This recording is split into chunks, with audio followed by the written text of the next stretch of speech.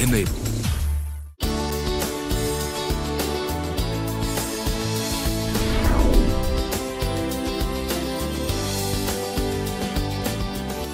Mutual fund investments are subject to market risks. Read all scheme-related documents carefully. Hello and welcome to the Mutual Fund Day Family Financial Plan series. As always, we're here to help you understand the nuts and bolts of financial planning. How do we do that? By featuring case studies from different parts of India of investors whose lives have changed thanks to the right financial planning. Today's episode, we are at Hyderabad and we are here to understand the investment planning journey of Rahul Chitti Boina. So let's start with a brief look at his financial profile. Long-term and strategic investments can lead to a very stable and happy life. No one understands this better than Rahul Chitti Boina. A merchant navy captain by profession, Rahul has been investing his savings in a premeditated way since the days he was just a cadet. My name is Captain Rahul Chitti Boina. I am a sailing captain in merchant navy. So I've been sailing for almost like last 20 years. I started in '97. I've been with the same company. It's a US-based oil major company. I've risen through the ranks and from a cadet to captain, and basically, sailing since last 7 years as a captain. Started investing when I was a junior officer. This was early 2000s. Again, more with advice from my parents. I started keeping away a certain percentage of my monthly salary, be it FDs or SIPs towards like buying a plot. So those were the initial things which I done along with the LIC policies. Yeah, that's when I started looking at investing, per se. When not transporting oil in giant tanker ships for an American oil company, Rahul lives in Hyderabad with his wife Preeta, who is an MBA professional from ICFAI Hyderabad, and their daughter Nitya, who studies in grade 2 at school. My name is Preeta and I'm a housewife. I did my graduation from Delhi, Miranda House, and I've done my MBA from Hyderabad. I used to work in G Money in Raipur. My husband, he's a sailing captain. He's in merchant navy. We have a daughter who is 7 years old. We started investing in mutual fund 2-3 years back. Before that, we were investing in a more traditional way, like FDs in the bank and doing the LICs. But then we wanted something which is more structured, and we wanted to invest in a more systematic way to achieve our long-term as well as the short-term goals. Our daughter's higher education is our primary goal. And the second thing is I would like my husband to take an early retirement also, so that he can spend more time with us. In his decade-and-a-half-long professional life, Rahul has amassed a decent folio of investments and now needs advice to achieve financial independence. I started taking advice from my financial advisor from the MNC bank, and those were either for mutual funds or towards the ULIPs, ULIP plans, having some coverage for insurance and equity. But then I had mixed results with this. I was not entirely happy with the way lock-in periods was, and various other aspects, and not entirely happy. So then finally I met my financial advisor, the present financial advisor, and this was about 3 years ago. Then we sort of sat down. This was a more structured approach. We discussed goals, long-term, short-term goals. Then we decided how we're going to achieve these goals, in what sort of time frame. Inflation was taken into account. Since then, it's been with this financial advisor, Subir, who's helped me achieve these goals, structured and more discipline into the whole investing part, which has been good.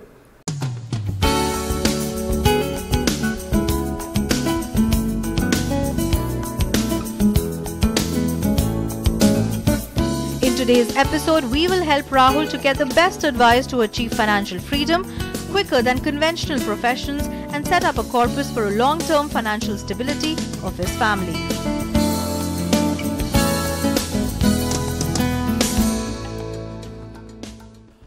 right, now that we have a broad understanding of Rahul's investment planning journey, let's take a short break. On the other side of this break, we'll get a detailed analysis of Rahul's balance sheet. And to help us do that, we'll be joined by Subhir Jha, an independent financial planner. Stay tuned to CNBC TV18.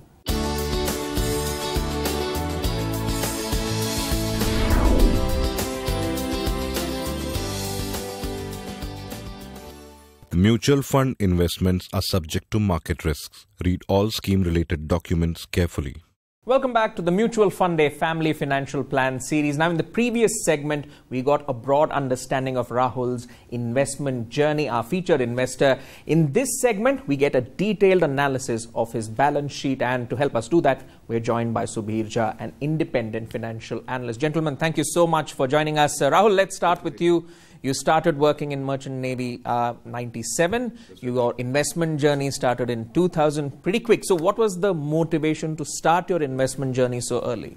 So as in any traditional sort of family, the earliest financial advisors for me were my parents actually. And that was the major sort of the boost that, you have to start investing as soon as you start earning, So that was probably the initial motivation, And then I'd started at 2000, but again, it's been various products, all over, like let's say real estate to mutual funds to LIC policies, and but it was not structured initially, So as the years grew by, and I was banking with a multinational company, multinational bank. Then we had a financial advisor from the bank itself suggesting some of these various tools and products. So you got for the idea of a structure from there on, and then you built on that structure. Yes, I would agree. Yeah, slowly. It took time. Eventually, there were no goals as in early 2000s.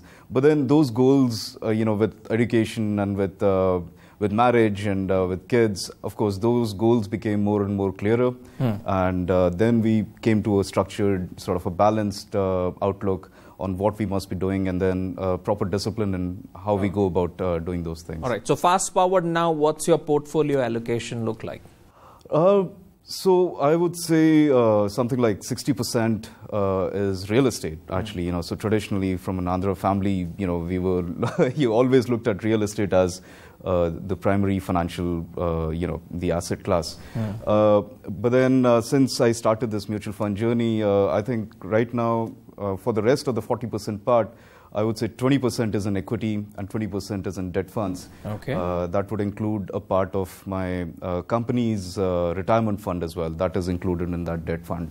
All right. Well. So it's interesting when when the investor comes and says, I've got 60% in real estate and 20% in equity and 20% in debt. So what's the game plan here? As in, do you think he should stick with his current portfolio allocation, or is there scope now, you see, of a gradual sort of a removal of some of the portion of real estate and then putting it into more liquid instruments? Gautam, one of the conversations that we have been continuously having, me and Rahul, is about realignment of some of these assets. And I'm sure Rahul also appreciates that. And both of us are working towards having a more balanced asset allocation in place. And while every asset has a role to play, if any particular asset is having a disproportionate amount of allocation, it can definitely, put back the resource, the returns that you can generate from these investments. So therefore, that is definitely one of the focus points.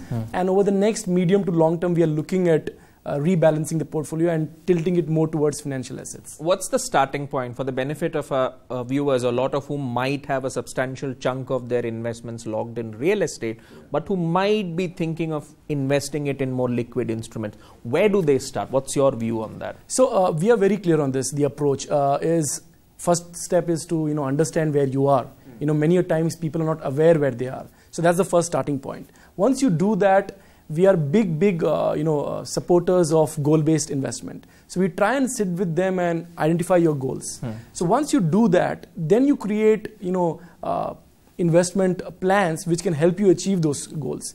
And within that plan, you have to see which asset or which product can best help you achieve that. And there is no denying the fact that a more liquid, easy to manage product is mutual fund. and that's how they can go ahead and achieving some of these long-term goals. So let me focus on the equity and debt part of the picture here for Rahul. Within equity, what kind of funds is he invested in? What's the exposure like?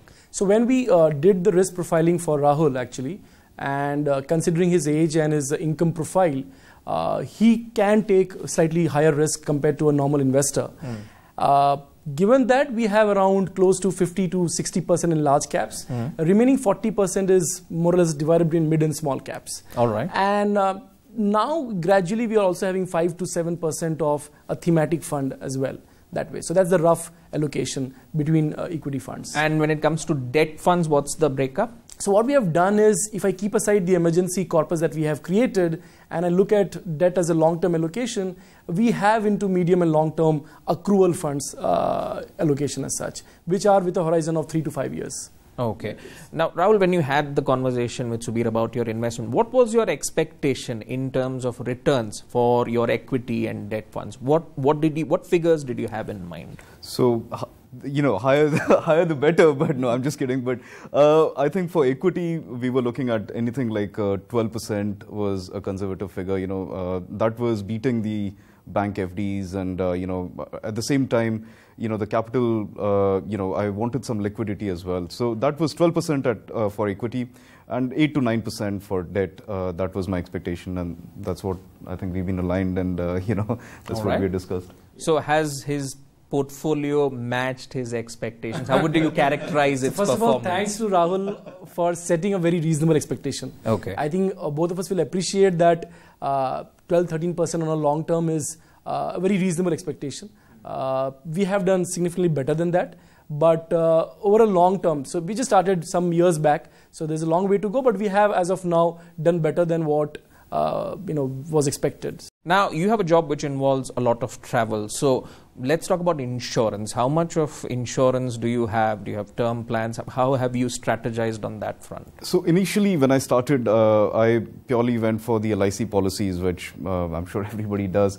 And then along the way, like I was explaining earlier, with the MNC bank, we had a fund, advisor who advised some of these products which were, ULIPs, which with insurance and equity, and they were not serving much of any purpose, not for equity or the insurance part. The coverage wasn't good enough. So that was a bad experience. Okay. And Subir, what's your word of advice to folks who are watching at home about how insurance, while it's not seen as an investment product, maybe to some, but as a sort of a bringer of peace of mind, so that you can actually focus on investing in the right kind of products. What are the do's and don'ts you would advise to folks watching at home when it comes to how they go about approaching insurance as part of their overall financial planning? So I think building the base when you start your financial plan is very important. And before you dwell into or jump into long-term investments, it's good to cover your bases. And insurance plays a very critical role there. Sadly and unfortunately, the cover that normally people have is inadequate. They grossly underestimate the amount of life cover they need. So to begin with, you need to identify what is your income levels or expenditure levels that you have, and that you can talk to any insurance expert and take a good, healthy term plan. So we are big fans of pure term plan. These days, it's extremely easy to buy one also. So therefore, you should take a good, healthy term plan, which is commensurate to your standard of living. That's very important. All right. Well, lots of points discussed, but we'll have to take a short break right now. But lots more insights on money management coming up on the Mutual Fund Day Family Financial Plan series. So stay tuned to CNBC TV18.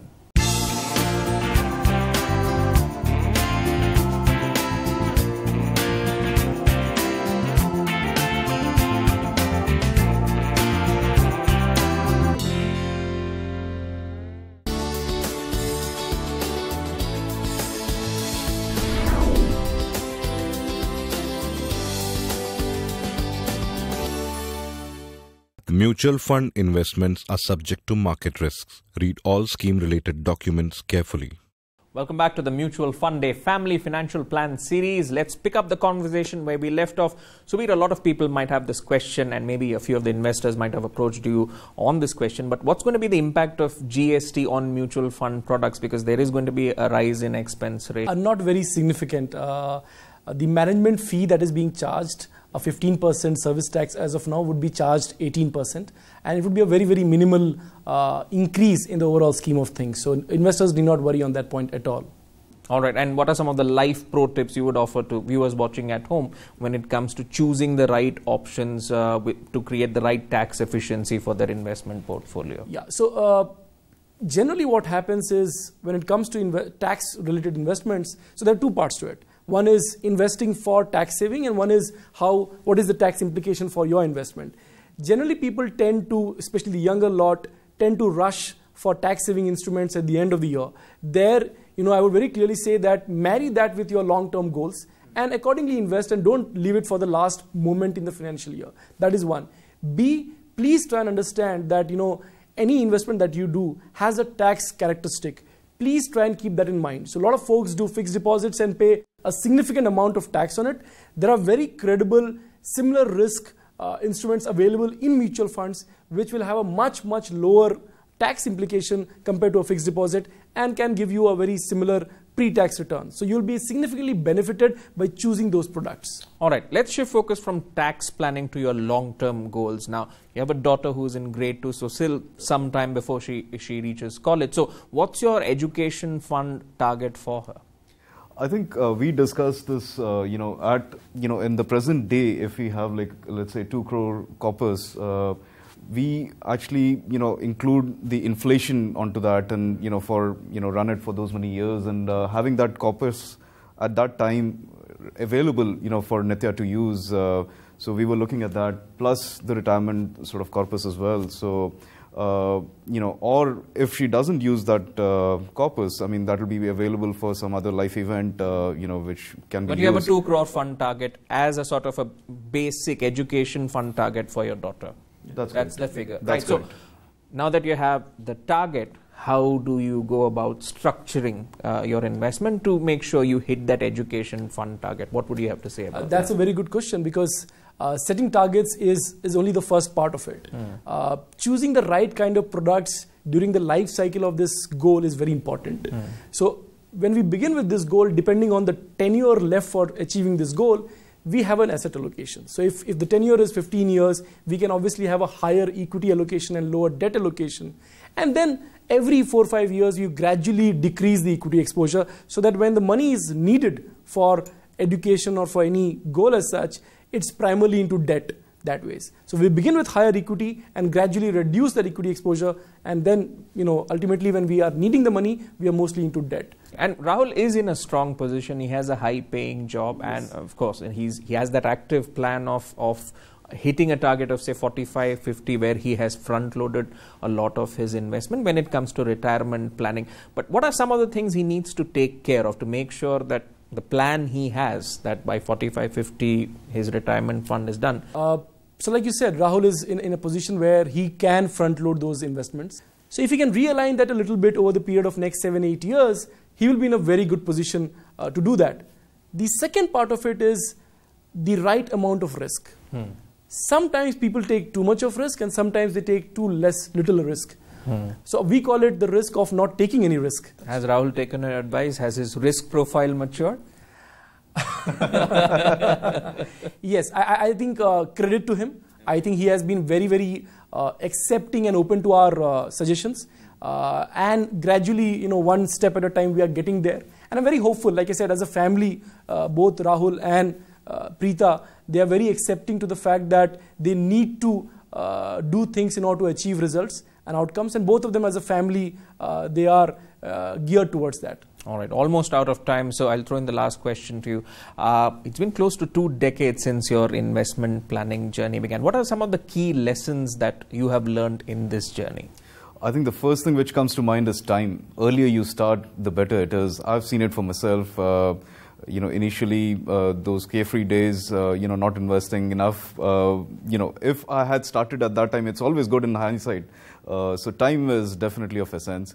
Earlier you start, and the right products as well. If you have good, solid advice, if you get good structured plan and goals made for you, and that discipline to actually start something at a younger age, it's, I think, going to be very, very beneficial for anybody. All right. And Subir, any word of advice for, say, the younger investors who are watching this show? What would you say to them when they're starting out in their investment journey? If I can say one thing, it is, we have a principle wherein we say that money in itself is of no use.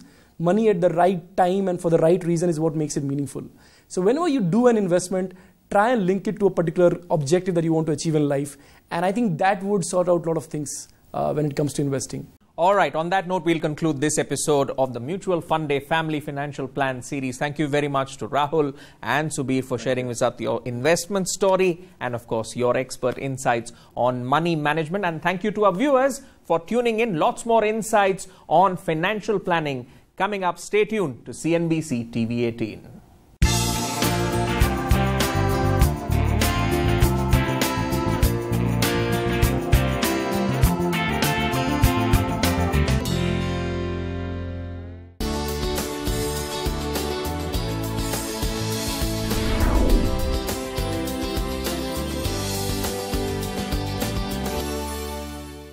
Mutual fund investments are subject to market risks. Read all scheme-related documents carefully.